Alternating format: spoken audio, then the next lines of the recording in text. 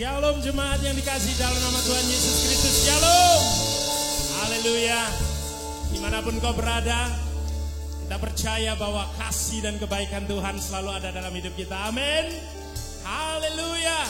Kita persiapkan hati kita persiapkan pikiran kita untuk kita menyembah, untuk kita memuji, meninggikan nama Dia. Haleluya.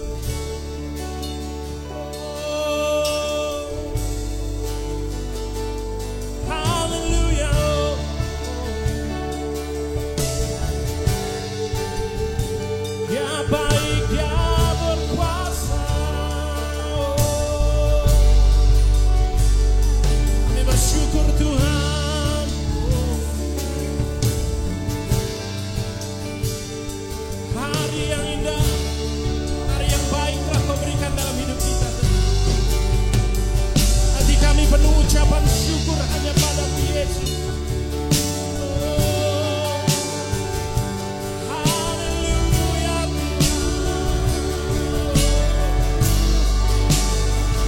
Terima kasih Yesus. Kami bersyukur atas segala kebaikan yang telah Kau berikan atas hidup kami.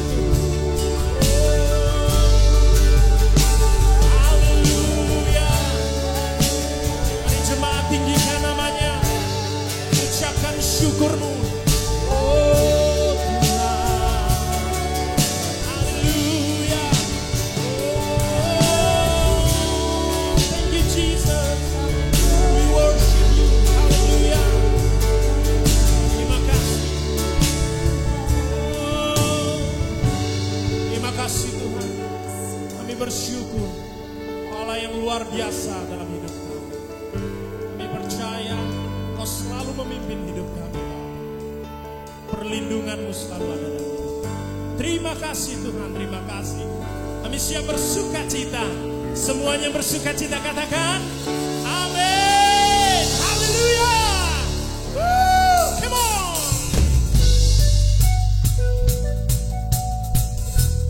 Oh yeah. Woo.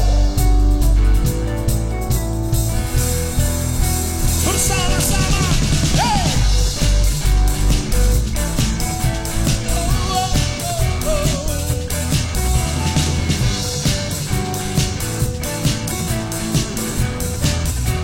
Semua katakan melukis cakrawala, merangkai jagat raya, mencipta alam semesta. Hanya Yesus pemilik kehidupan yang sanggup menyelamatkan, dialah jalan kebenaran.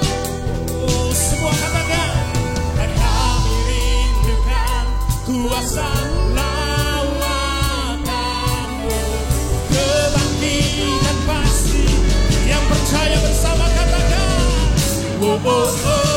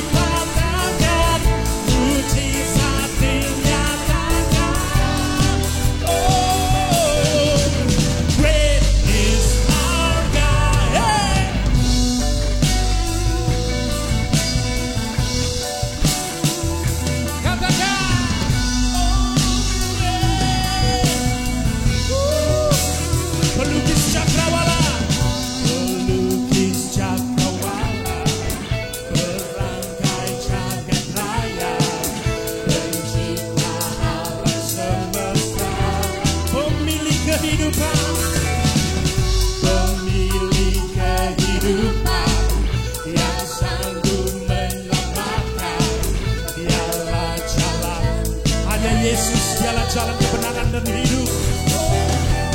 Kami rindukan kuasa lawakan-Mu, kebangkitan semuanya.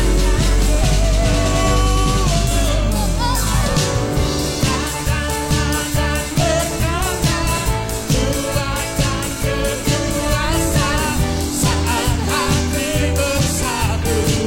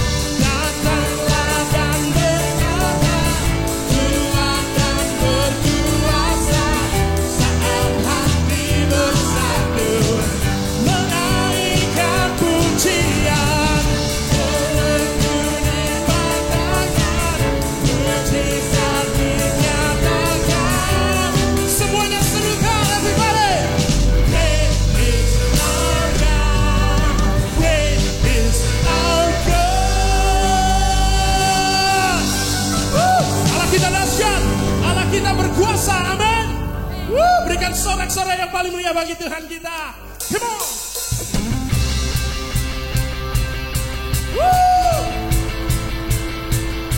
Yeah, yeah.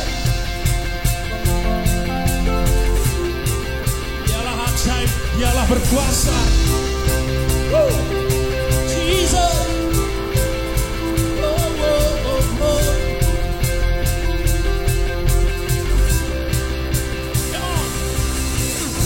Terbayang kebesaran-Mu dan tak terbanding kekuatan-Mu Tuhan.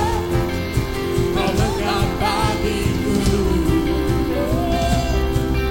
Segenap jiwa dan pengharapan telah kuserahkan untuk rencana-Mu Tuhan. Yesus Raja.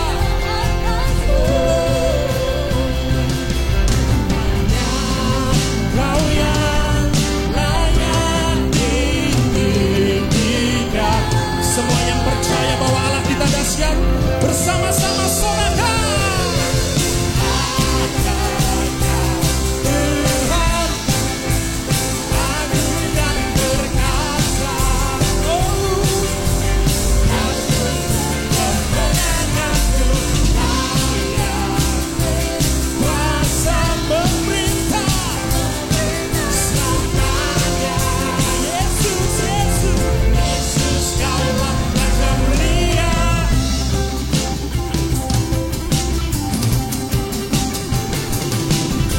Tak terbayang kebesaran-Mu dan tak terbanding Tuhan. Kau lengkap bagiku. Segenap jiwa kuserahkan untuk rencana-Mu Tuhan. Yesus Raja atas hidup kita. Haleluya. Hanya Kau yang layak ditinggikan. Are you ready? Come on. 1, 2, 1, 2, 3. Hey. Tuhan, agung dan perkasa. Kau sumber kemenangan-Mu layak kuasa memerintah selamanya. Yesus, Yesus, Yesus Kau. Terima kasih. Kami percaya Kau Raja mulia dalam hidup. Oh, kuasa-Mu nyata atas kami Tuhan.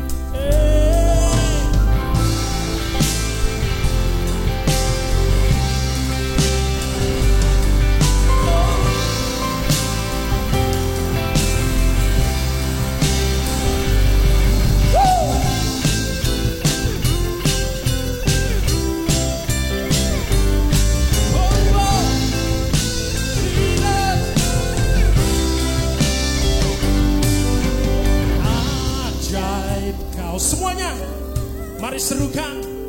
Agung dan perkasa. Oh, Kau sumber kemenanganku, layak berkuasa. Hanya Dia yang memerintah atas hidup kita. Oh, are you ready? Come on. Oh, come on. Tuhan, oh, agung dan perkasa.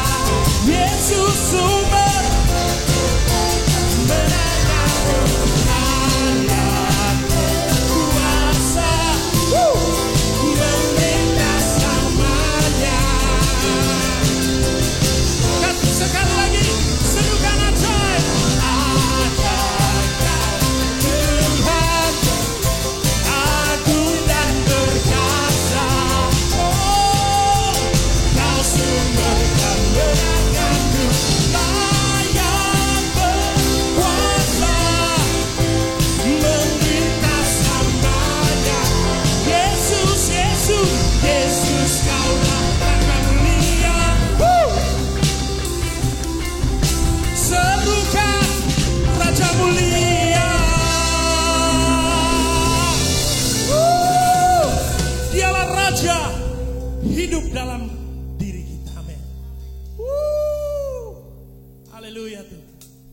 Terima kasih.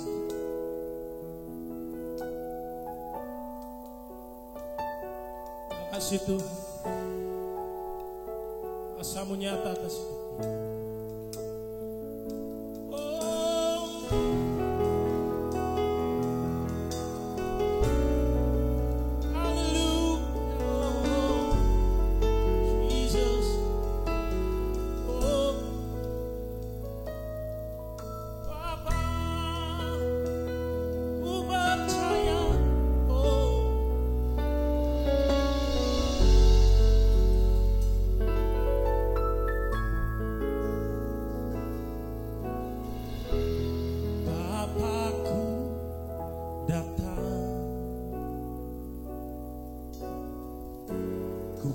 Menyembah-Mu di sini, oh, ku percaya Kau, amin, ada bagiku.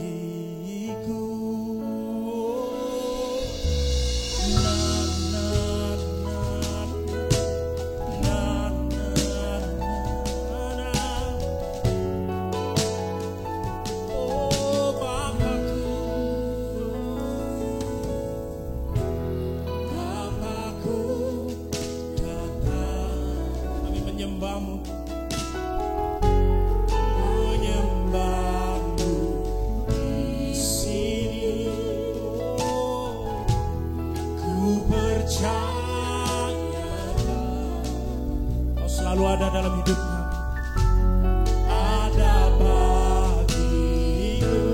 Sebab itu kami tak perlu takut Tuhan. Tak usah ku takut, Kau sertaku. Tak usah ku bimbang, Kau di dalamku. Tak usah ku cemas, Kau menghiburku. Saat ku lemah, Kau kuatku. Ku nyanyi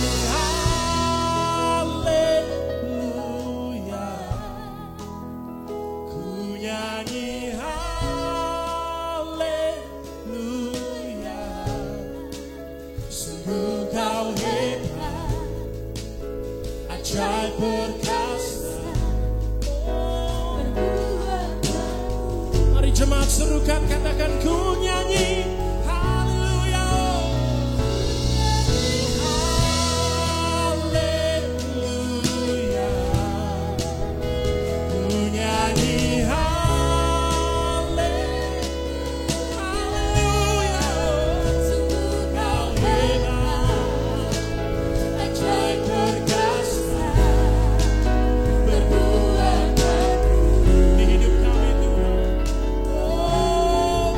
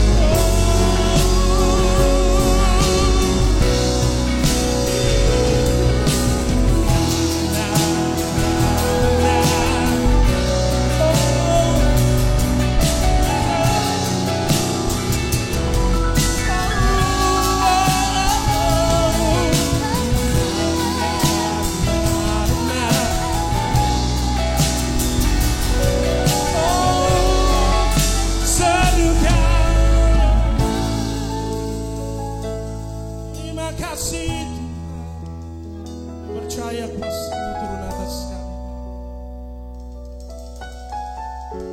Allah yang dahsyat, Allah yang layak disembah, hanya Yesus namanya.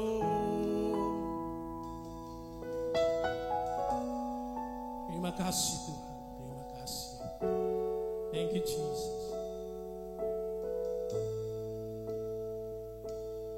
Haleluya,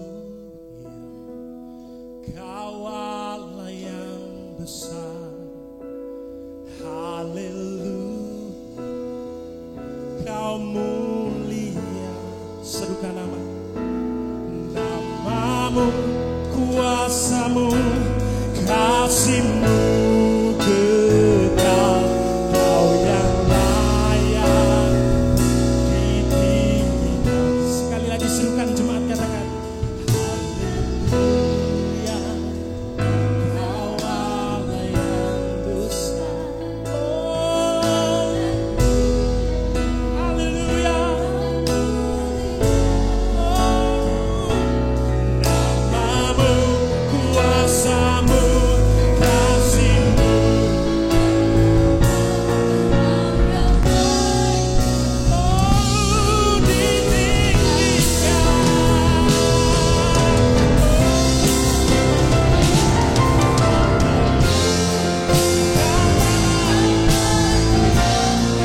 Haleluya.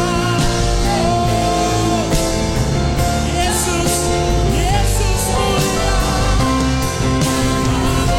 Kuasa-Mu, kasih-Mu.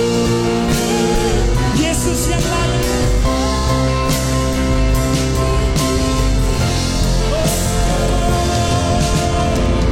Sekali lagi lebih keras.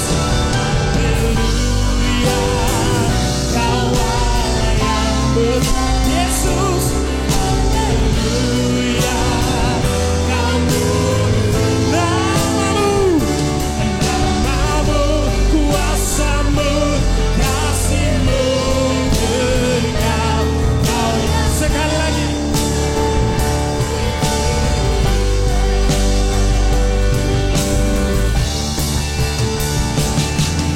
Haleluya, Kau Allah yang besar. Haleluya, Kau mulia. Nama-Mu, kuasa-Mu, kasih-Mu kekal. Kau yang layak. Mari jemaat, kita angkat tangan kita katakan haleluya, Kau Allah yang besar. Oh Jesus, Kau mulia. Nama-Mu, kuasa-Mu, kasih-Mu kekal. Kau yang layak ditinggikan. Nama-Mu, kuasa-Mu, kasih-Mu kekal. Kau yang layak, amin, ditinggikan. Nama-Mu, nama-Mu, kuasa-Mu, kasih-Mu kekal. Kau yang layak ditinggikan. Haleluya, nama Yesus ditinggikan. Haleluya, haleluya, haleluya. Ku sembah Kau Yesus, ku puji nama-Mu Tuhan, Tuhan. Sebab Kau ajaib, Jesus. Baik jemaat yang di rumah dimanapun kau berada, mari kita sembah Tuhan. Karena siapakah kita kalau tanpa Tuhan? Manusia yang berdosa ini, manusia yang tidak layak, manusia yang sering melukai hati Tuhan ini. Kalau tanpa Tuhan, tanpa kasih karunia Tuhan, siapakah hidup kita ini? Haleluya, haleluya, haleluya. Jesus.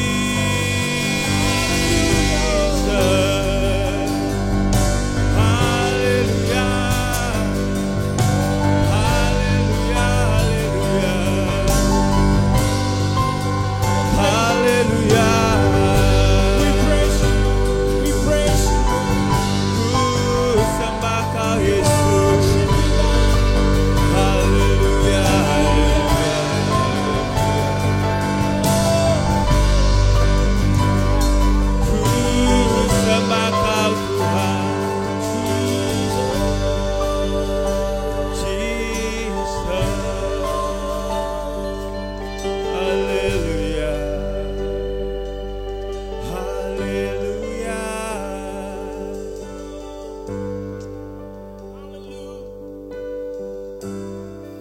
Terima kasih Tuhan,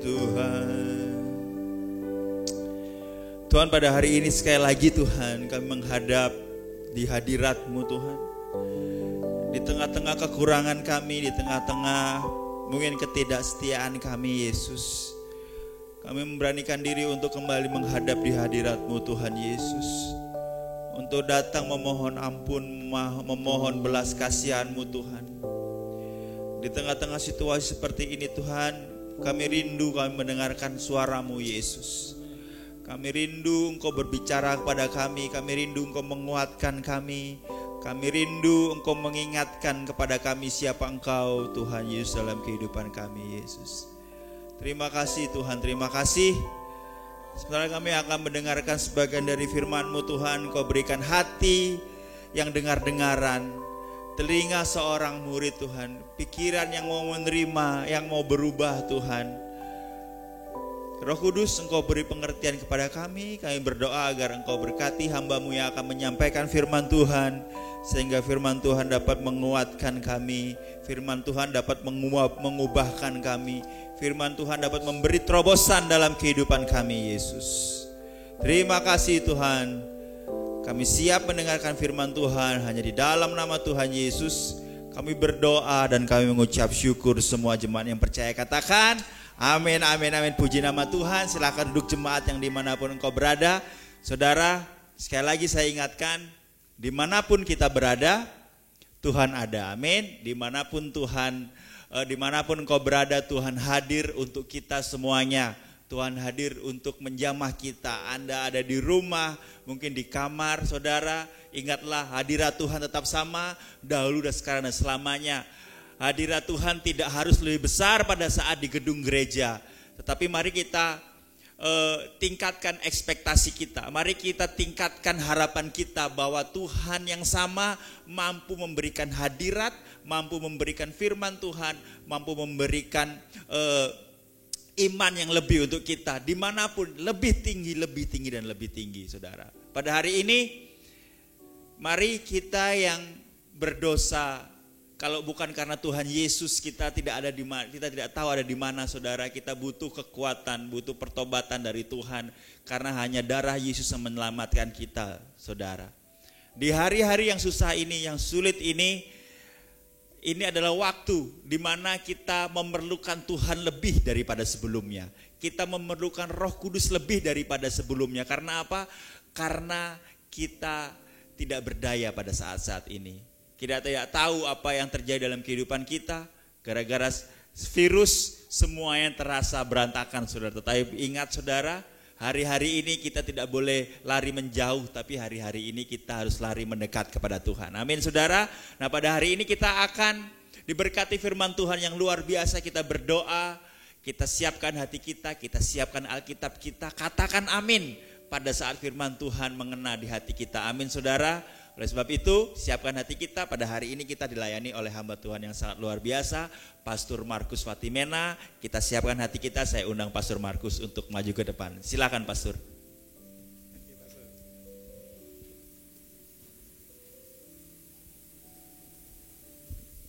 Sekali lagi, shalom saudara.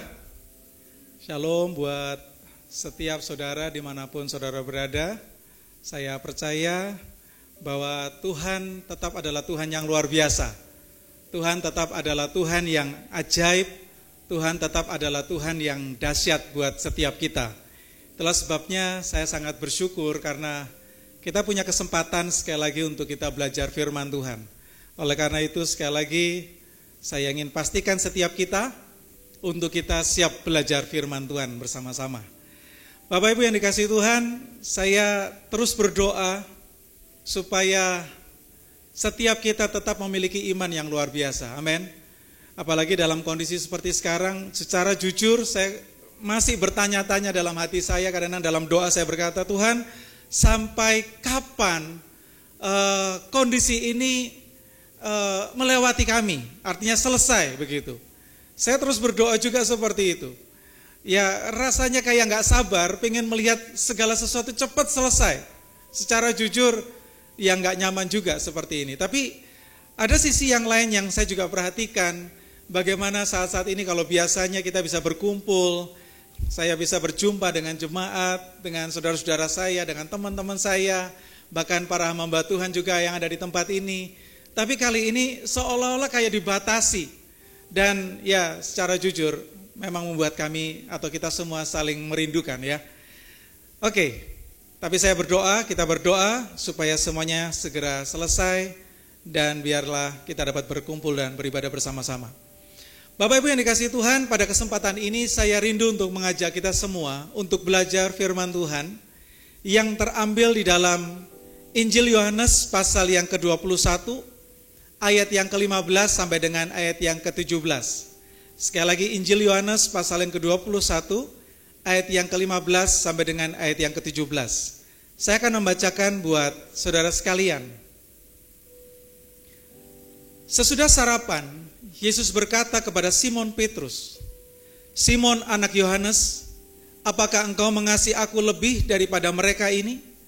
Jawab Petrus kepadanya, "Benar Tuhan, engkau tahu bahwa aku mengasihi engkau." Kata Yesus kepadanya, "Gembalakanlah domba-dombaku." Ayat yang ke-16, kata Yesus pula kepadanya untuk kedua kalinya, "Simon anak Yohanes, apakah engkau mengasihi aku?" Jawab Petrus kepadanya, "Benar Tuhan, engkau tahu bahwa aku mengasihi engkau." Kata Yesus kepadanya, "Gembalakanlah domba-dombaku." Ayat ke-17, kata Yesus kepadanya untuk ketiga kalinya, "Simon anak Yohanes, apakah engkau mengasihi aku?" Maka sedihlah hati Petrus, karena Yesus berkata untuk ketiga kalinya, "Apakah engkau mengasihi aku?" Dan ia berkata kepadanya, "Tuhan, engkau tahu segala sesuatu. Engkau tahu bahwa aku mengasihi engkau." Kata Yesus kepadanya, "Gembalakanlah domba-dombaku." Bapak Ibu Saudara yang dikasihi Tuhan, saya percaya ayat ini bukanlah ayat yang asing buat kita. Sering mungkin kita sudah mendengarkannya, bahkan membacanya. Dan mari perhatikan sekali lagi apa yang sebenarnya sedang terjadi pada waktu itu. Jika kita mundur ke belakang, masih tetap dalam konteks pasal yang ke-21.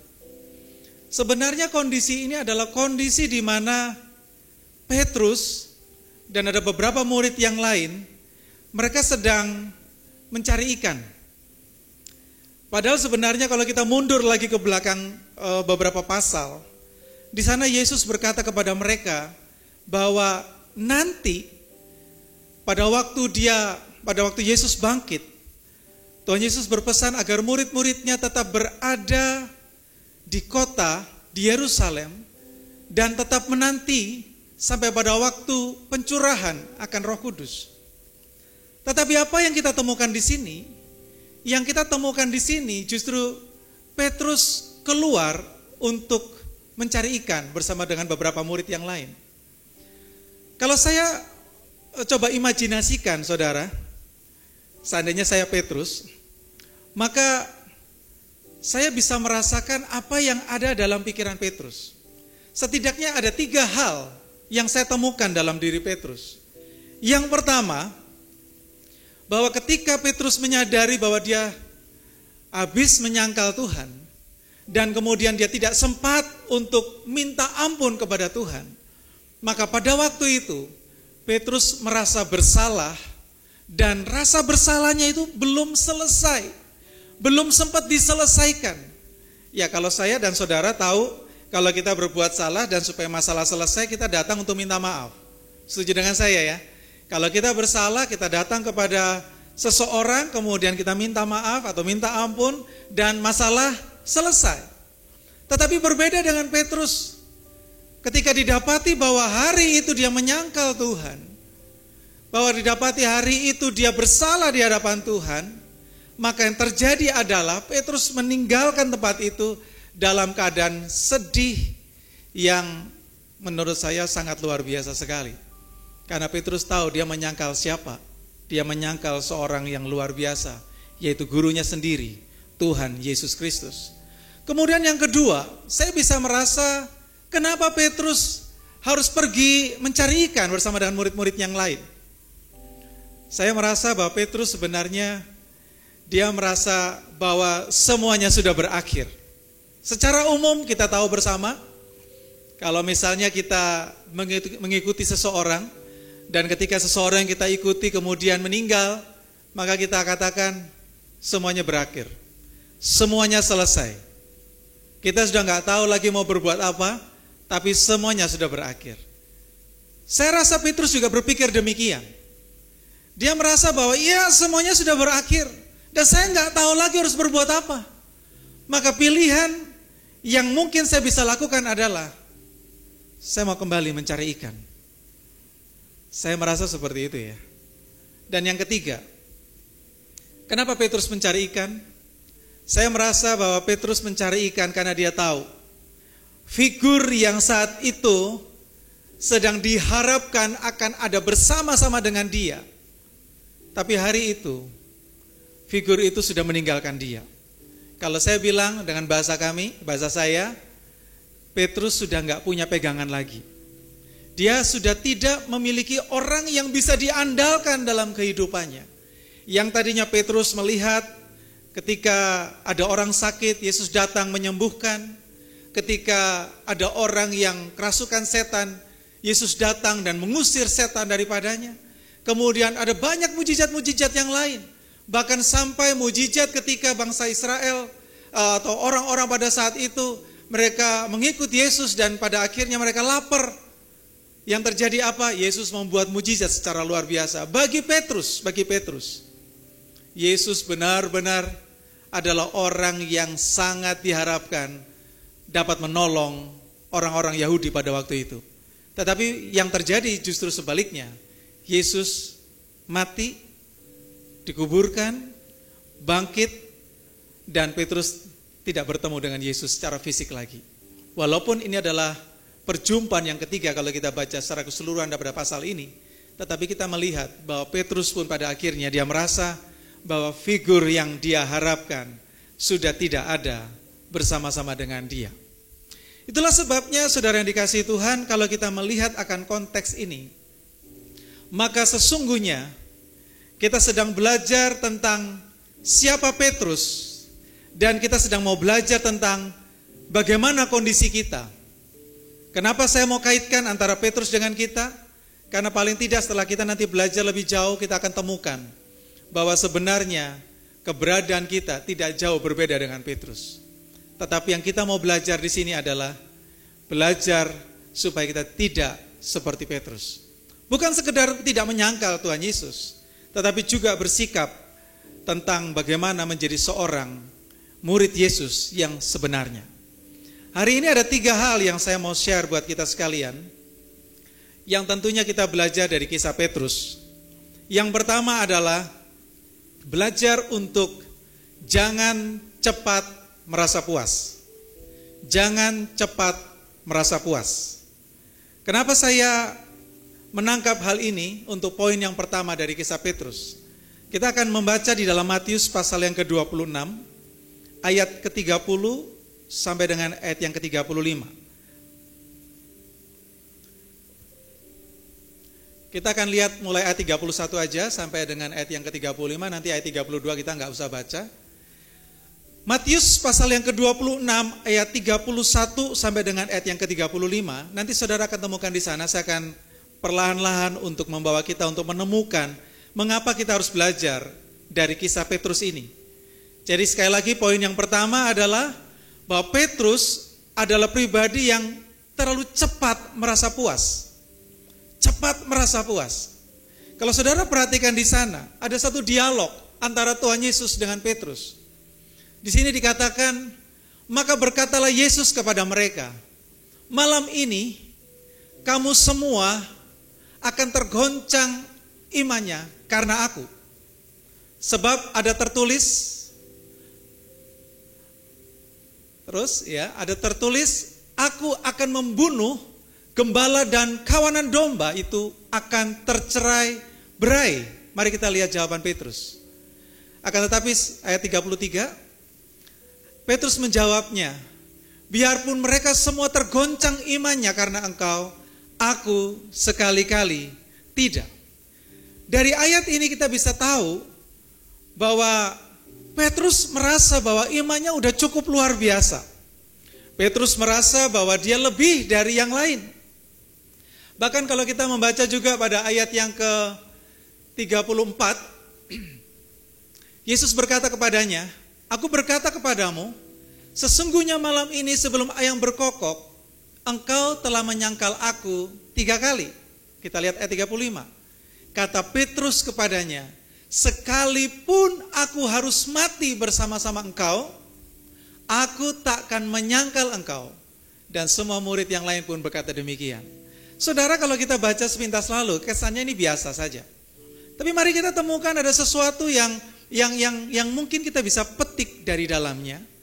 Bahwa kadang-kadang kalau kita temukan Petrus ini, Petrus adalah seorang yang luar biasa. Bahkan ada beberapa kali ada dialog ketika Tuhan Yesus bertanya pada murid-muridnya, dan Petrus menjawab secara luar biasa. Bahkan salah satu daripada pernyataan Petrus, dia berkata bahwa Yesus adalah anak Allah yang hidup. Yang tidak ada murid yang lain mengatakan itu. Tapi Petrus berkata demikian. Dan mendengar akan ucapan, akan pujian daripada Yesus, Petrus merasa bahwa, wow, saya lebih dari yang lain. Wow, saya punya pengertian lebih dari yang lain. Padahal dijelaskan di sana bahwa itu bukan karena Petrus, tetapi karena Bapa di surga yang menyatakannya. Saudara, di sini kita bisa melihat bahwa Petrus adalah pribadi yang cepat merasa puas. Dan kadang-kadang tanpa kita sadari, sebagai anak-anak Tuhan, dan juga beberapa yang sebagai hamba-hamba Tuhan atau pelayan-pelayan Tuhan, kita terlalu cepat merasa puas. Kita menyangka bahwa apa yang kita sudah lakukan sudah cukup baik. Bahkan ketika kita bisa melayani Tuhan dengan skala talenta, karunia yang kita punya, bahkan mungkin kita memiliki satu karunia khusus yang mungkin orang lain tidak punya, dan kita menyangka bahwa, oh, saya sudah lebih dari yang lain, saya sudah luar biasa banget. Saudara, dalam kondisi seperti sekarang, kadang-kadang kita bisa introspeksi diri. Apakah saya juga cepat merasa puas seperti Petrus? Apakah saya juga berkata dalam hati saya bahwa saya jauh lebih baik dari yang lain? Saudara, ini yang menarik untuk kita perhatikan. Mungkin jarang kita berpikir bahwa Petrus memiliki sikap itu atau cara berpikir yang seperti itu. Tapi kali ini kita belajar tentang Petrus, bahwa Petrus memiliki satu cara pandang. Karena dia memiliki satu kelebihan, maka dia merasa dia adalah orang yang luar biasa. Dan itu terbukti, saudara. Kalau saudara baca 21 dalam Yohanes tadi, maka begitu Petrus berkata, oke, saya mau pergi mencari ikan. Apa yang terjadi? Murid-murid yang lain atau beberapa orang yang lain berkata, Petrus, kalau gitu aku mau ikut engkau. Kamu mau mencari ikan kan? Iya, oke, aku ikut juga. Akhirnya terjadi apa? Petrus kembali memimpin yang lain. Dan ini cukup untuk menunjukkan bahwa Petrus punya pengaruh sebetulnya. Petrus punya pengaruh. Karena tanpa kita sadari, kita juga merasa seperti itu. Kita merasa bahwa kita sudah lebih, dan kita mampu memimpin yang lain, dan kita merasa kita punya pengaruh. Tapi tanpa kita sadari, kita cepat merasa puas. Namun akhirnya kita tahu bersama, meskipun Petrus memiliki pengaruh yang luar biasa, dia adalah orang yang mungkin punya pemahaman yang mungkin lebih dari yang lain, dan Petrus seorang yang berani. Tapi sekali lagi, saudara, pesan firman Tuhan untuk poin yang pertama ini adalah, jangan cepat merasa puas. Sebab kadang-kala tanpa kita sadari, terlalu cepatnya kita merasa puas, itu seringkali menipu kehidupan kita. Dan tanpa kita sadari, kita justru bisa mencuri akan kemuliaan Tuhan. Poin yang pertama, dan ini sekarang kita masuk pada poin yang kedua. Poin yang kedua dari seorang Petrus adalah, Petrus berusaha mengenal Yesus dengan caranya sendiri. Sekali lagi, Petrus berusaha mengenal Yesus dengan apa? Caranya sendiri. Kalau kita perhatikan di sini, ada beberapa kejadian-kejadian di mana Petrus melihat bahwa ketika dia bisa menyampaikan sesuatu tentang Yesus, dia bisa, kalau orang bilang itu, bersama-sama dengan Yesus, dan dia merasa bahwa dia adalah murid yang yang mungkin keren di mata Yesus. Kemudian Petrus berpikir bahwa ternyata Tuhan Yesus itu senang kalau dipuji. Tuhan Yesus itu ternyata senang kalau dia itu, kalau orang bilang itu disanjung-sanjung. Petrus hanya melihat Yesus sebatas Yesus sebagai seorang pemimpin, tidak ubahnya seperti pemimpin-pemimpin yang lain yang suka dipuji atau suka disanjung atau suka untuk mendapatkan akan pengakuan-pengakuan yang luar biasa. Sekali lagi saudara, saya mau beritahu buat kita sekalian bahwa Petrus keliru dalam hal ini. Dia menyangka bahwa dengan dia memuji Yesus, dia menyangka dengan dia bisa menyanjung Yesus, dia menyangka bahwa kalau dia bisa membuat Yesus tersenyum dan senang, maka dia sudah melakukan sesuatu yang luar biasa. Sekali lagi saya mau katakan bahwa Petrus memiliki pengenalan yang salah tentang Yesus. Itulah sebabnya kalau kita lihat akhirnya bahwa Petrus meninggalkan Yesus karena dia memiliki pemahaman yang salah tentang Yesus. Itulah sebabnya saudara, sebagai seorang Kristen, sebagai orang yang percaya, saya rindu kita tidak sedang melihat Yesus hanya sebatas melihat Yesus sebagai seorang pemimpin biasa. Yesus sebagai pemimpin agama seperti orang-orang lain yang menganggap bahwa pemimpin seperti ini dan membela mati-matian, tetapi tidak mengenal dengan benar. Jangan sampai kita sebagai orang Kristen, kita juga memiliki pemahaman yang seperti itu. Kenalilah Yesus dengan cara pandang yang benar. Sebab jika tidak demikian, kita akan masuk sebagaimana orang-orang dalam Yesaya 29:13, orang-orang yang hanya bisa memuji Tuhan dengan mulutnya, padahal hatinya menjauh daripada Tuhan. Dalam kondisi seperti sekarang ini, jangan kita datang kepada Tuhan hanya ketika kita benar-benar mendapati atau menemukan kondisi kita yang hari-hari seperti sekarang, kita ada dalam kekurangan, kita ada masalah, bahkan kita menghadapi satu kesulitan, lalu kita berkata bahwa Tuhan, aku mengenal Engkau. Tetapi sayangnya kita hanya mengenal Tuhan dengan cara pandang kita sendiri. Saudara yang dikasihi Tuhan, jika kita mengenal Tuhan hanya sebatas dengan cara pandang kita sendiri, maka kita akan menyesal. Menyesal seperti Petrus, yang pada akhirnya dia dirundung rasa penyesalan yang luar biasa, yang pada akhirnya membuat dia akhirnya meninggalkan Yesus. Dalam konteks meninggalkan Yesus adalah pergi mencari ikan. Apakah mencari ikan adalah bukti bahwa dia meninggalkan Yesus? Memang secara eksplisit tidak demikian. Tapi setidak-tidaknya dia mencari ikan bukan karena dia butuh ikan. Dia mencari ikan bukan karena dia butuh lauk pauk. Dia mencari ikan bukan berarti dia daripada nganggur. Tidak demikian. Tetapi itu cukup untuk menunjukkan, cukup untuk menyatakan kepada kita bahwa sebenarnya masalah Petrus belum selesai.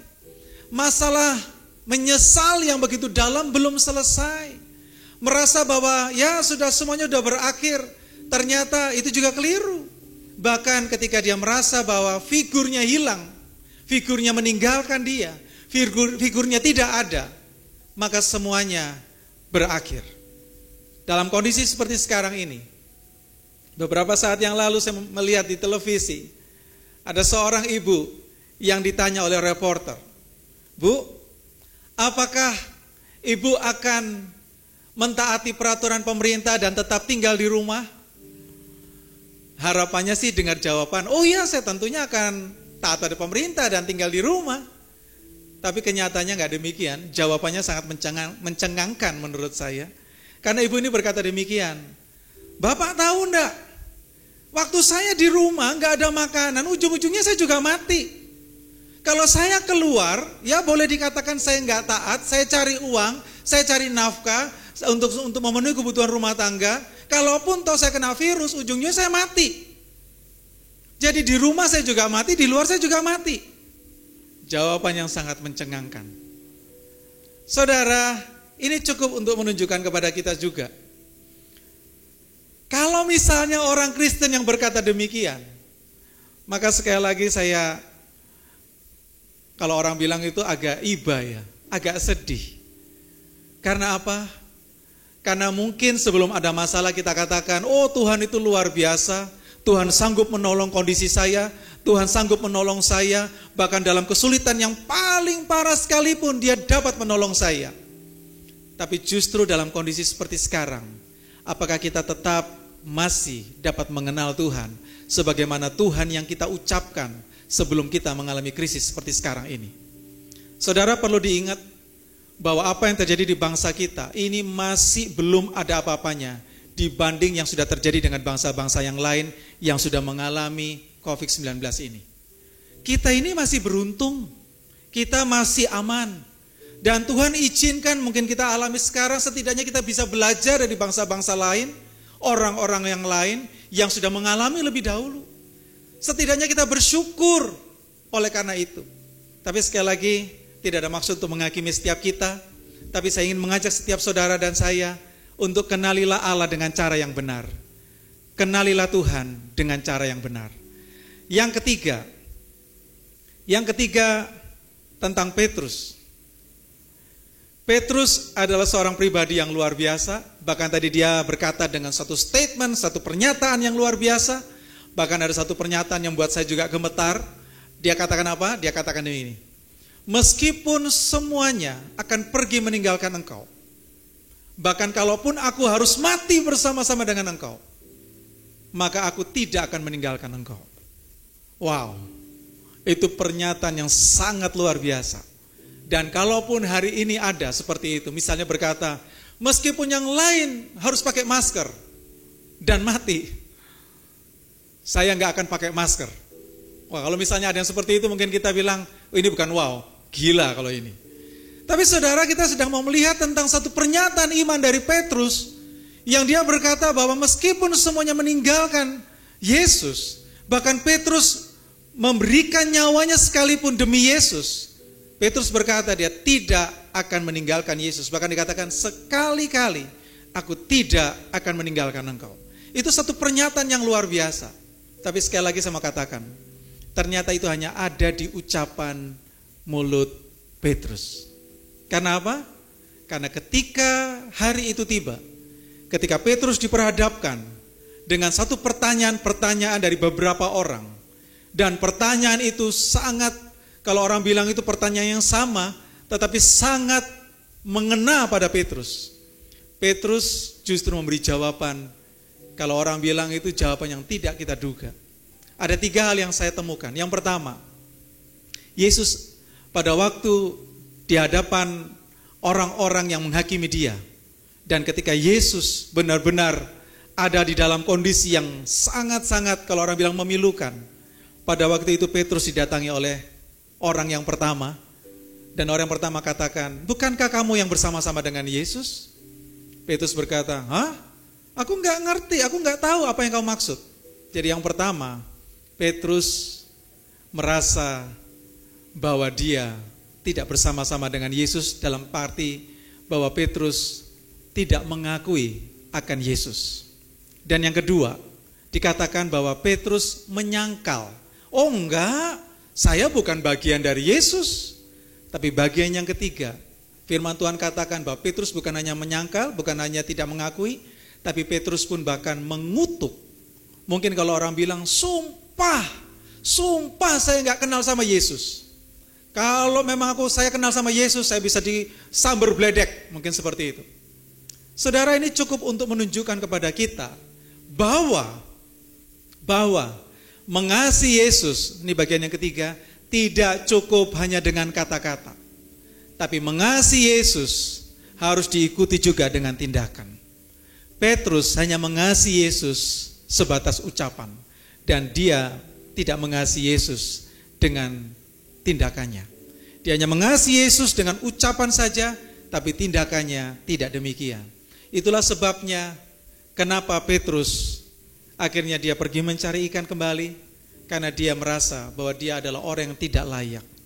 Dia merasa adalah orang yang sangat-sangat berdosa, sangat-sangat bersalah kepada Yesus. Saudara, dalam konteks ini, mungkin kita tidak seperti Petrus, yang kita tidak mengaku, kita menyangkal, atau bahkan mengutuk. Mungkin tidak seperti ini.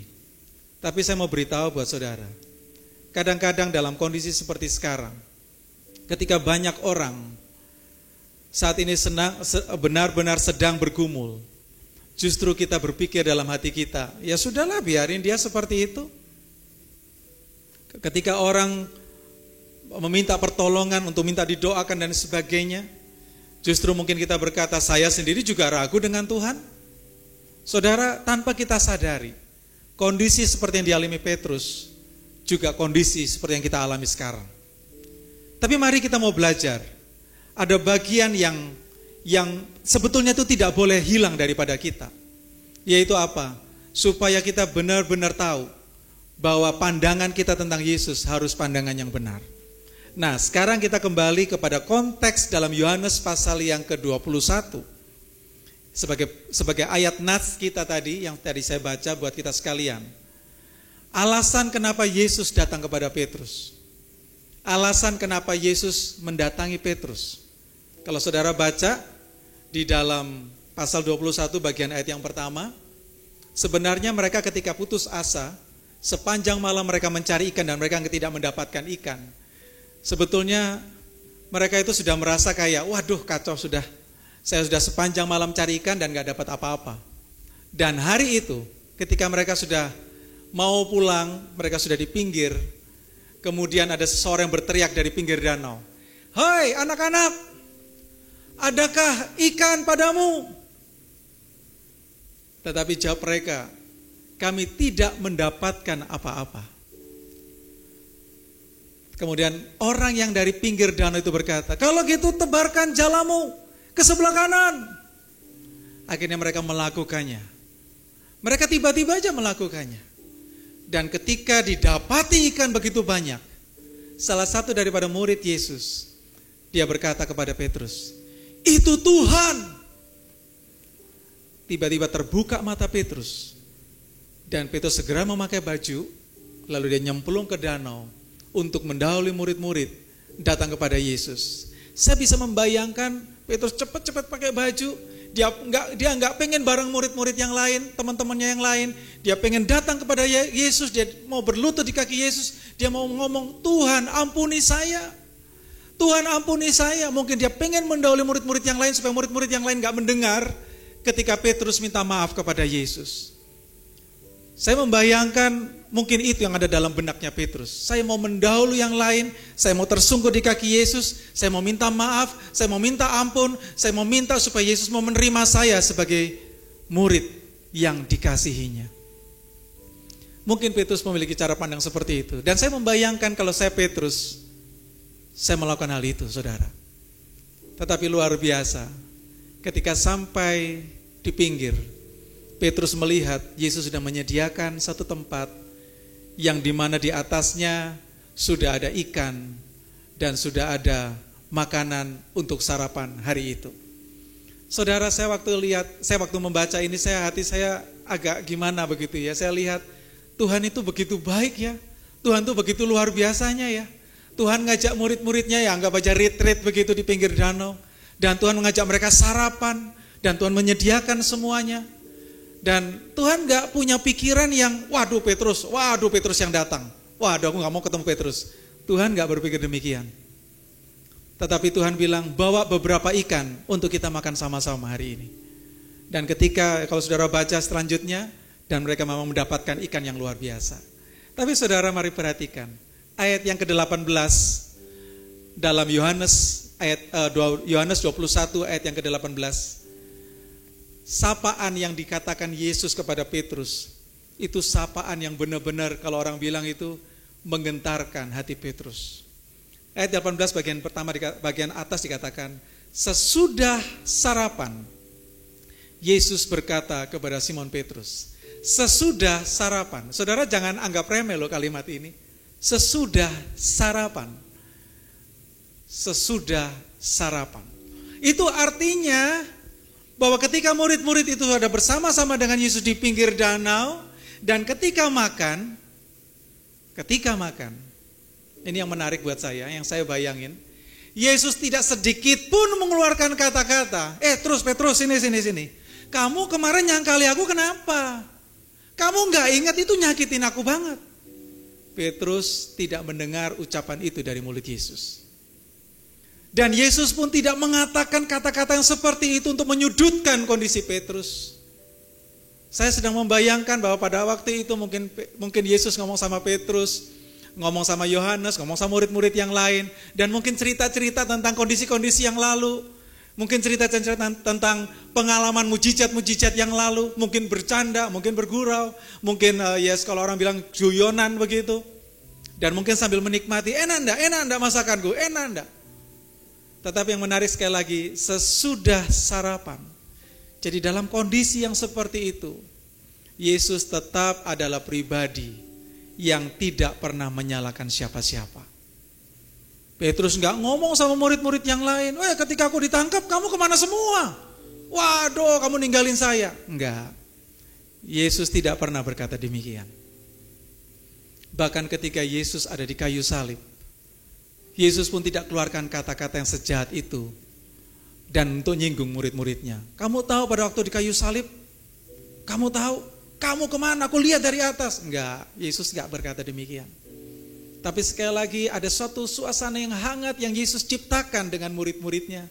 Dan saya membayangkan sesudah sarapan. Sesudah sarapan. Baru Yesus mendatangi Petrus. Dan Yesus berkata, Simon, anak Yohanes, apakah engkau mengasihi aku lebih daripada mereka ini? Perhatikan kata ini saudara. Simon, anak Yohanes, apakah engkau mengasihi aku lebih dari semuanya ini? Saudara perhatikan pertanyaan Yesus, Simon, anak Yohanes. Kenapa enggak, hei Petrus? Kenapa enggak sebut itu? Kenapa dia sebut nama Simon? Pernah perhatikan? Saudara tahu apa arti Simon?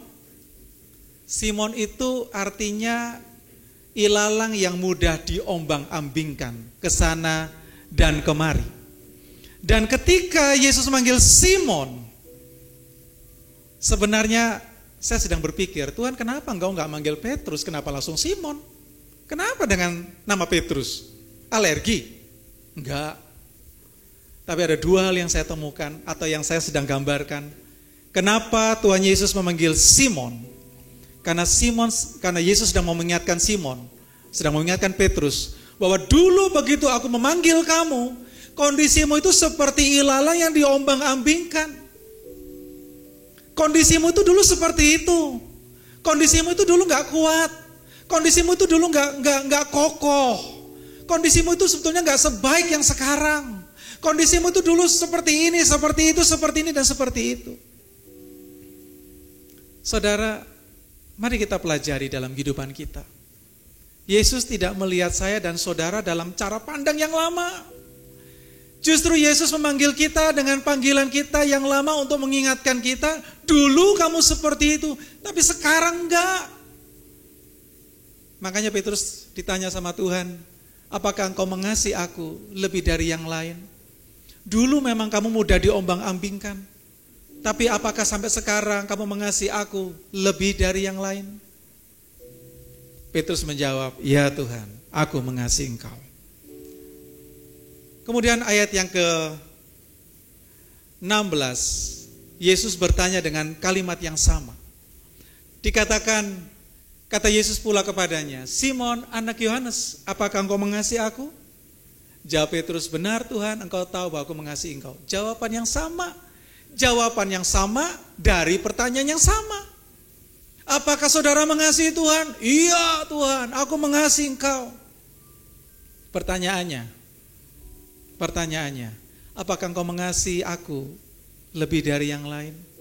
Seandainya pertanyaan itu dilontarkan buat saya dan saudara hari ini, apakah engkau mengasihi aku lebih dari yang lain, lebih dari hartamu, lebih dari semua yang kamu punya?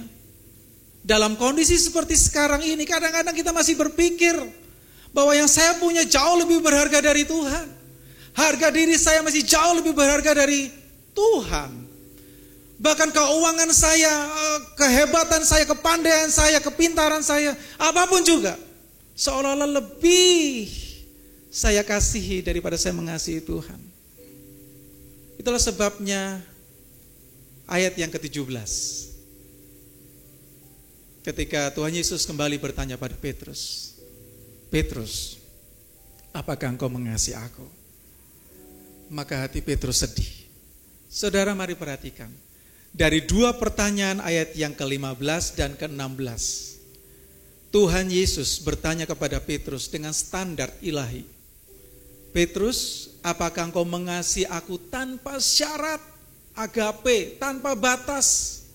Apakah engkau mau mengasihi aku tanpa punya maksud yang lain? Petrus berkata, ya aku mengasihi engkau Tuhan, tapi bukan dengan kasih yang itu, tapi dengan kasih yang aku bisa lakukan. Saudaraku, kita temukan ada sesuatu yang berbeda dengan ayat yang ke-17. Ayat yang pertama, atau pertanyaan pertama, Yesus memakai standarnya dia, standar ilahi. Tapi ayat yang ke-17, Yesus turunkan standarnya. Oke, Petrus, pertanyaan terakhir. Apakah kamu mengasihi aku dengan kasih philia? Apakah engkau mengasihi aku dengan kasih persaudaraan? Kenapa Yesus harus menurunkan standarnya, saudara? Mari dengar ini.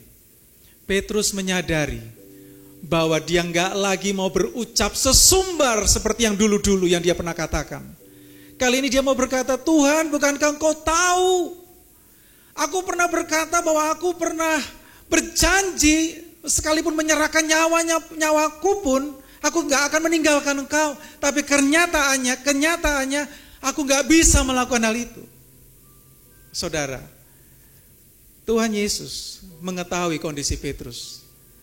Akhirnya dia menurunkan standarnya. Oke, kamu boleh mengasihi aku dengan kasih yang kamu bisa lakukan buat aku. Saudara, dari hal ini saya juga belajar. Saya enggak berani lagi untuk berkata sesumbar-sesumbar kalau saya sendiri tidak bisa melakukannya. Dan sampai hari ini saya sedang belajar. Saya ingin katakan pada diri saya, Tuhan, engkau tetap yang terbaik. Tapi tolong mampukan saya untuk saya tetap mempercayai engkau meskipun dalam kondisi yang tidak baik sekalipun. Saudara, kisah Petrus ini cukup untuk menunjukkan buat kita. Meskipun Tuhan menurunkan standar, tapi bukan berarti standar Tuhan turun. Tuhan tetap memiliki standar. Dan Tuhan mau kita memiliki standar ketika kita mengasihi Tuhan. Gereja kita mencanangkan satu tema yang luar biasa, yaitu level up. Ini juga berbicara tentang standar yang kita bisa pakai dalam kehidupan kita. Jangan sampai standar yang kita pakai adalah standar kekristenan yang masa lalu, seperti Simon yang mudah diombang-ambingkan. Tetapi standar yang Tuhan inginkan adalah standar di mana kita mengerti bahwa Tuhan mengasihi kita tanpa syarat. Saudara, saya akan mengakhiri renungan saya dengan satu kisah, dengan satu cerita. Beberapa bulan yang lalu, saya diizinkan Tuhan untuk mengunjungi, atau kami punya saudara yang sedang sakit di rumah sakit. Anak ini masih kecil. Dan saudara tahu umurnya masih 11 tahun. Dan anaknya cantik sekali, cakep sekali. Tetapi begitu dia datang ke Surabaya dan omnya memberitahu saya bahwa kondisi saat ini kondisi seperti ini dan harus masuk di salah satu rumah sakit di Surabaya. Dan ketika masuk dalam rumah sakit, saya kemudian tanya kenapa, dan dia menceritakan bahwa anak ini saat ini sedang sakit. Dan begitu dikatakan sakitnya apa, saya mendengar aja saya shock, saudara. Dikatakan dia kena sakit leukemia. Waktu saya dengar itu saya bilang, waduh, Tuhan kok bisa kena? Anak ini cantik sekali, saudara. Dan ya luar biasa lah kalau saya bilang. Dan ternyata saudaraku, pada waktu saya datang ke rumah sakit itu beberapa kali, saya terkejut karena satu ruangan dan ada ruangan lagi dan satu ruangan lagi dan ada satu ruangan lagi di atas itu penuh dengan anak-anak ya, yang kena leukemia, saudara. Ada anak yang masih umur 3 bulan, bisa dibayangin, ada yang umur 6 bulan, dan bahkan ada yang sampai SMA. Tetapi saya lihat anak-anak kecil ini dan anak-anak bayi ini, kemudian saya berkata pada Tuhan, Tuhan, Kenapa mereka mengalami seperti ini? Harusnya jangan. Ini masih terlalu kecil untuk mengalami kanker seperti ini. Dan ada beberapa yang merintih, ada beberapa yang menangis, ada beberapa yang kalau didoakan itu menghancurkan hati saya, saudara. Kalau di Indonesia kan itu bahasanya gini, Tuhan, sebetulnya saya ini sakit apa sih Tuhan? Ada beberapa anak-anak kecil yang merintih seperti itu. Bahkan dikatakan, Mak, aku gak kuat, Mak. Ketika saya mendengar ucapan seperti itu, saudara, jujur, hati saya ini berteriak pada Tuhan. Tuhan, kayaknya ini gak adil. Ini kayaknya gak adil. Anak kecil ini harus kena penyakit ini gak adil. Kalau bisa kasih tuh mereka yang berbuat jahat, koruptor, orang-orang yang ya pokoknya pelaku kejahatan, harusnya mereka yang sakit seperti ini. Tapi jangan anak-anak ini. Dan akhirnya ada beberapa yang meninggal.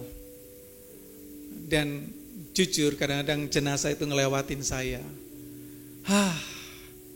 Saudara, di hati kecil saya berteriak pada Tuhan tentang keadilan, memohon keadilan.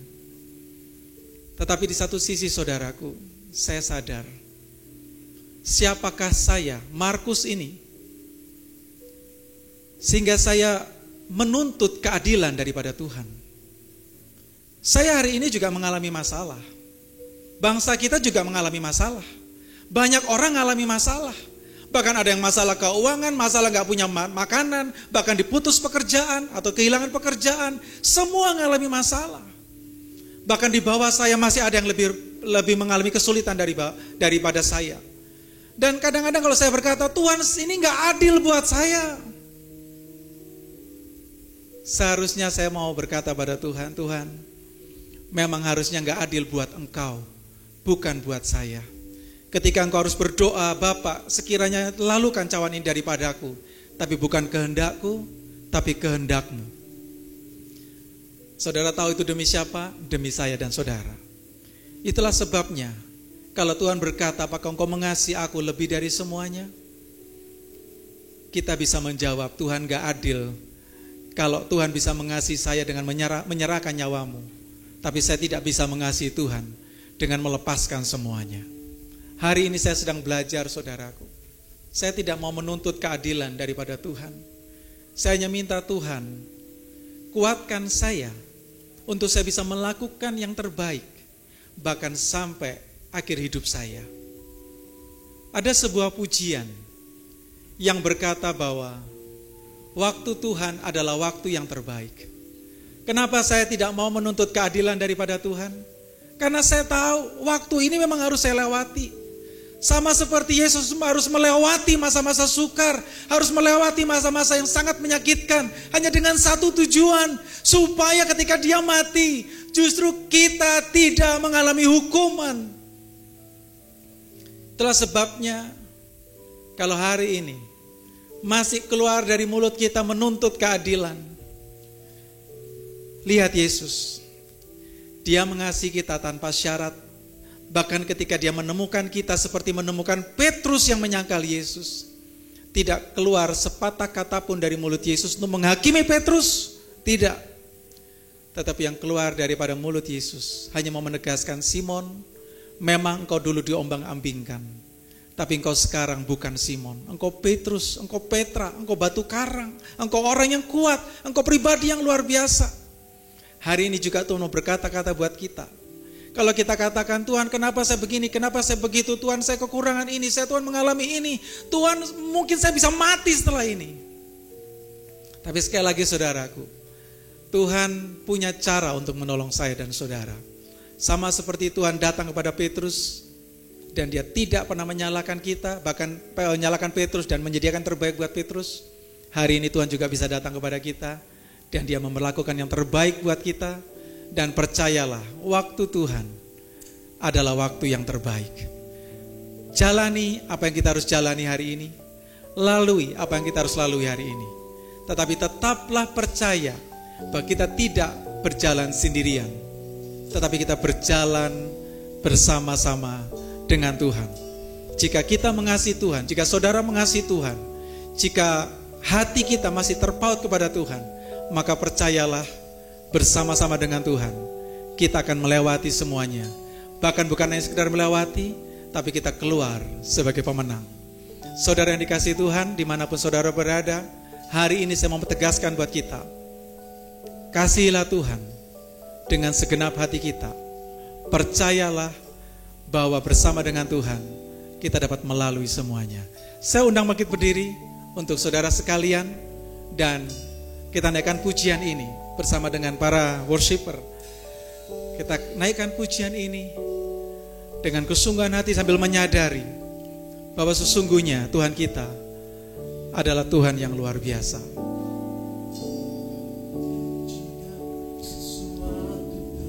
Jadi ku percaya semua untuk kebaikanku. Bila nanti telah tiba waktumu, katakan, ku percaya kuasa-Mu memulihkan hidupku. Katakan pujian dari awal. Bila izinkan sesuatu terjadi, amin Tuhan. Ku percaya semua untuk kebaikanku.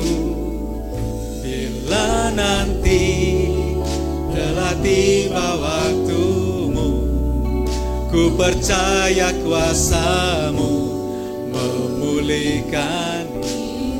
Waktu Tuhan pasti yang terbaik, amin. Walau kadang tak mudah dimengerti, lewati cobaan,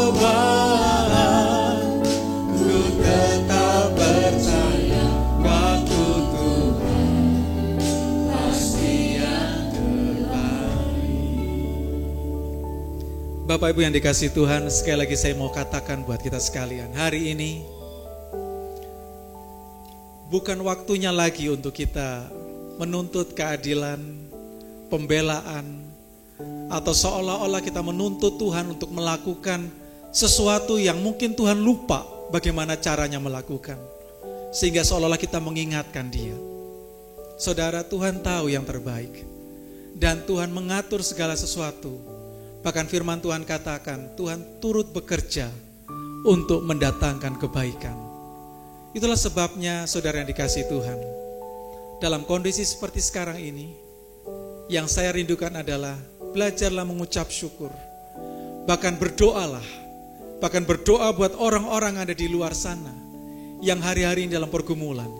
Bagian kita ini bagiannya Tuhan, tetapi orang-orang yang ada di luar sana adalah bagian kita untuk mendoakan mereka, agar mereka memiliki kesempatan untuk percaya kepada Tuhan Yesus, dan melihat keselamatan, melihat pertolongan, melihat kasih Tuhan. Dan saya percaya Tuhan mengasihi mereka seperti Tuhan mengasihi kita. Itulah sebabnya kalaupun memang waktu ini harus kita lalui, ayo kita lalui bersama-sama dengan Tuhan. Kalau memang kita harus jalani bersama dengan Tuhan. Saya tidak katakan bahwa kita menyerah, tapi saya mau katakan bahwa kita berjalan bersama-sama dengan Tuhan. Dan tidak ada alasan untuk kita takut, sebab kita tahu waktu Tuhan adalah waktu yang terbaik. Saya rindu saudara naikkan pujian dengan kesungguhan hati. Jangan melihat diri saudara sekarang ini, tapi melihat betapa Tuhan adalah Tuhan yang baik, Tuhan yang mengasihi kita. Bahkan ketika saudara menaikkan pujian ini, sambil diiringi satu ungkapan bahwa Tuhan, saya mengasihi Engkau lebih dari semuanya. Tuhan, saya mengasihi Engkau lebih dari semuanya. Saya mengasihi bangsa ini lebih dari semuanya. Saya mengasihi jiwa-jiwa lebih dari semuanya. Sama seperti Tuhan mengasihi saya pun ingin mengasihi Engkau lebih dari segalanya. Naikkan pujian ini dengan kesungguhan hati dan imani setiap kata-kata yang ada dalam pujian ini. Bila Kau izinkan sesuatu terjadi, ku percaya semua untuk kebaikanku. Bila nanti telah tiba waktumu, ku percaya kuasa-Mu memulihkan hidupku. Waktu Tuhan pasti yang terbaik. Tak mudah dimengerti, lewati cobaan, ku tetap percaya waktu Tuhan pasti yang terbaik. Waktu Tuhan pasti yang terbaik. Oh Tuhan, walau kadang tak mudah dimengerti, lewati cobaan, ku tetap percaya waktu Tuhan pasti yang terbaik. Katakan waktu cobaan, ku tetap percaya waktu Tuhan pasti yang terbaik. Sekali lagi katakan, lewati cobaan, ku tetap percaya Tuhan pasti yang terbaik.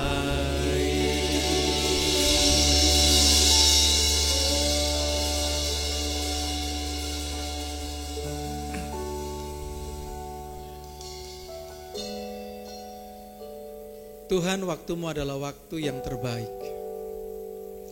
Ajari kami untuk kami percaya kepada-Mu lebih lagi dalam kondisi seperti ini ya Tuhan. Bahkan ajari kami agar kami bisa setuju dengan apapun yang Tuhan lakukan dalam kehidupan kami. Kami mengerti Tuhan, apa yang kami alami ini berat. Bahkan mungkin kami nggak bisa mengerti dengan kondisi ini. Tetapi yang kami mau tahu Tuhan, bahwa Engkau tidak pernah memiliki rancangan yang buruk sedikit pun buat kami. Lebih-lebih buat bangsa ini. Dan Engkau mengasihi bangsa ini seperti Engkau mengasihi kami. Bahkan Engkau mengasihi kami lebih daripada Engkau mengasihi diri-Mu sendiri Tuhan. Itu Engkau buktikan dengan Engkau mau dan bersedia mati di kayu salib demi kami. Hanya dengan satu tujuan, supaya kami diselamatkan dan tidak dihukum. Dan kami percaya bahwa bangsa ini juga ada dalam genggaman tangan kasih Tuhan. Kami percaya Engkau tidak sedang menghukum bangsa kami Tuhan, tapi Engkau sedang mengajar kami dan bangsa ini supaya kami berbalik ke dalam jalan yang benar dan percaya kepada Yesus, satu-satunya Allah yang baik, yang penuh kasih, yang rindu supaya setiap kami percaya kepada-Mu. Tuhan Yesus berkati sidang jemaat-Mu dimanapun mereka berada. Dalam kondisi apapun Tuhan, kami berdoa di dalam nama Tuhan Yesus Kristus. Kuasa Tuhan Yesus menjamah akan setiap jemaat-Mu. Kami percaya yang sakit disembuhkan, yang bergumul melihat jalan keluar dari Tuhan, bahkan yang lemah dikuatkan kembali, bahkan yang putus asa, mereka melihat pengharapan yang luar biasa dari Tuhan. Dan hari ini kami katakan ya Tuhan, terpuji nama Tuhan Yesus, Allah yang baik, Allah yang luar biasa, Allah yang sanggup menolong setiap kami. Tuhan, ini kami selesai belajar firman-Mu. Kami serahkan kehidupan kami dalam tangan Tuhan, bahkan sepanjang hari ini. Biar kami boleh melihat bahwa hari-hari kami hari yang luar biasa, karena kami tahu kami berjalan bersama dengan Tuhan. Terima kasih Tuhan, berkati sidang jemaat-Mu sekali lagi. Di dalam nama Tuhan Yesus Kristus. Mari setiap kita yang percaya dan bersyukur katakan bersama-sama, amin. Silakan duduk Bapak Ibu yang dikasihi Tuhan. Tuhan berkati. Puji nama Tuhan, terima kasih Pastor Markus untuk firman Tuhan yang sungguh luar biasa, yang menguatkan kita semua. Pada hari ini kita belajar dari seorang Petrus yang dapat dipakai Tuhan secara luar biasa. Saudara, ada beberapa momen. Yang pertama, persiapkan hati kita untuk kita akan masuk dalam perjamuan kudus di minggu pertama. Kita juga akan membawa persembahan kita, persepuluhan kita ke dalam rumah Tuhan pada minggu pertama. Dan minggu depan saya akan melayani firman Tuhan. Siapkan hati kita berdoa supaya segera semuanya dapat dilakukan dan kita bisa beribadah kembali dengan saudara sekalian, berkumpul dengan saudara sekalian di rumah Tuhan di tempat ini. Amin. Sementara tetap kita taruh hidup kita taruh harapan kita kepada Tuhan yang Maha Kuasa, kepada Yesus Kristus. Di tengah-tengah kita tidak bisa berkumpul ini, percayalah dan yakin bahwa doa-doa kita Tuhan dengar, doa-doa kita Tuhan perhatikan. Amin saudara. Ingat, minggu depan kita ada perjamuan kudus. Lalu saya akan menyampaikan firman Tuhan minggu depan juga, minggu pertama di bulan Mei. Mari kita bawa perpuluhan kita, mari kita bawa persembahan kita ke rumah Tuhan. Amin. Itu saja. Mari kita bangkit berdiri kembali lagi. Kita mau tutup doa, tutup ibadah kita, dan kita percaya dan yakin ibadah ini memberkati, ibadah ini membuat iman kita bertumbuh. Puji nama Tuhan. Mari kita berdoa. Tuhan, kami bersyukur hari ini firman Tuhan menguatkan, puji-pujian menghibur, penyembahan kami tahu Engkau hadir Tuhan. Pada hari ini kami berdoa untuk setiap persembahan yang jemaat berikan, persembahan mingguan, persembahan persepuluhan, agar itu menjadi dupa yang harum di hadapan-Mu. Engkau pandang ini Tuhan. Terus ajar kami Tuhan, untuk kami dapat memberi, mempersembahkan yang terbaik untuk Tuhan. Ajar kami melakukan semua ini karena kami mengasihi Tuhan, karena terlebih dahulu Tuhan berkorban untuk kami, Tuhan Yesus. Terima kasih Tuhan. Kami juga berdoa khusus untuk Unlimited Kids, untuk sekolah minggu, agar Engkau dimanapun anak-anak ini berada, terus pelihara iman mereka Tuhan. Pelihara setiap apa yang mereka lakukan. Beri hikmat kepintaran untuk mereka di tengah-tengah mereka belajar online di rumah. Kami juga berdoa untuk autentik, untuk anak-anak muda di gereja ini, agar Engkau pakai hidupnya, Engkau jagai hidupnya Tuhan. Kami tidak tahu kemana kami akan pergi kalau tanpa hadirat Tuhan, kalau tanpa kasih karunia Tuhan, kalau tanpa pengampunan Tuhan yang Kau berikan kepada kami, karena kami adalah manusia berdosa Tuhan, yang butuh belas kasihan Tuhan. Kami juga berdoa untuk perjamuan kudus minggu depan, agar Engkau lancarkan, untuk ibadah minggu depan Engkau lancarkan. Pelihara umat-Mu Tuhan di tengah-tengah pandemik COVID-19 ini Tuhan. Kami percaya dan yakin Engkau melihara jemaat-Mu. Ajar kami untuk kami dapat memetik hikmat, agar kami dapat belajar sesuatu, agar kami menjadi pribadi yang lebih baik, pribadi yang lebih dapat diandalkan oleh Tuhan.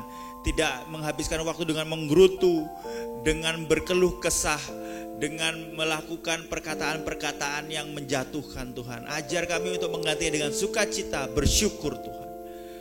Dan pada hari ini Tuhan, Kau akan memberkati jemaat-Mu. Mari jemaat, angkat tangan-Mu dimanapun Kau berada, dan terimalah berkat dari Tuhan. Diberkatilah dimanapun Kau berada, diberkatilah keluarga-Mu, diberkatilah kesehatan-Mu, diberkatilah pekerjaan, bisnis, studi perkuliahan-Mu, diberkatilah setiap rencana bersama Tuhan. Kau akan menjadi kepada bukan ekor, dan Kau akan terus naik dan tidak pernah turun, dan Kau akan setia kepada Tuhan sampai pada kesudahannya. Kau Alfa dan Omega. Kau Alfa dan Omega, yang awal dan yang akhir. Nama-Mu ditinggikan di atas segalanya. Kau Alfa dan Omega, haleluya, haleluya.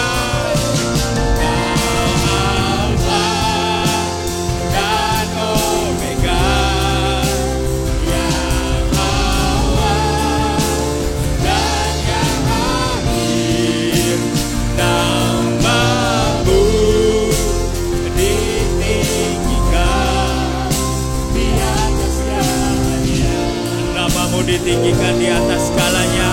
Haleluya Tuhan. Nama-Mu ditinggikan di atas segalanya. Haleluya. Amin, amin, amin. Puji nama Tuhan, puji nama Tuhan. Haleluya. Silakan duduk untuk untuk bersaat teduh sejenak dimanapun kau berada. Tuhan Yesus memberkati, sampai jumpa minggu depan. Amin.